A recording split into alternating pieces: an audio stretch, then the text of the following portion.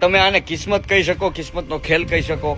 હવે આ જે તસવીર છે તે અત્યારે ઇન્સ્ટાગ્રામ પર ખૂબ વાયરલ થઈ રહી છે, જેમાં એક જર્મનીની એક ફેમસ કહી શકાય કે અભિનેત્રી આપણા ભારતીય યુવકની બાજુમાં જે મેટ્રો ટ્રેનમાં સફર કરી રહી હતી, પરંતુ એને નહોતી ખબર કે આ આવી વ્યક્તિ છે. પરંતુ કોઈક બાજુમાં બેઠેલા વ્યક્તિએ કોઈક ફોટો ક્લિક કર્યો અને નેટ ઉપર ચડાવ્યો. આ તસવીર ઇન્ટરનેટ ઉપર જર્મનીમાં ખૂબ વાયરલ થઈ, જેના લીધે જે ત્યાંનું મશહૂર મેગઝીન હતું જે ડેર સ્પીગલ, એ લોકોએ આજે ભારતીય છોકરો હતો એની શોધખોળ ચાલુ કરી. શોધખોળ ચાલુ કરતા એને પછી ખબર પડી કે આ જે છોકરો છે જર્મનીની અંદર ગેરકાયદેસર રીતે રહેતો હતો. પછી આ યુવકને ગોતવામાં આવ્યો અને ગોતીને પછી એક પત્રકારે સવાલ પૂછ્યો કે તને ખબર હતી તારી બાજુમાં જે બેઠી હતી ને એ મેસી વિલિયમ્સન હતી, જે ગેમ્સ ઓફ થ્રોન્સની સિરીઝની મેન હિરોઈન હતી, જેની સાથે હજારો કરોડો લોકો આ દુનિયાભરના એની સાથે એક સેલ્ફી લેવા માટે તરસે છે. અને તે કેમ એને એક પણ પ્રકારનું રિએક્શન ન આપ્યું? ત્યારે આ યુવાને એકદમ શાંતિથી જવાબ દીધો કે જ્યારે તમારી પાસે અહીંયા રહેવાની પરમિશન ન હોય, જ્યારે તમારી પાસે યોગ્ય નોકરી ન હોય અને રોજ રોજ તમે આ ટ્રેનની અંદર ગેરકાયદેસર રીતે સફર કરતા હોય ને,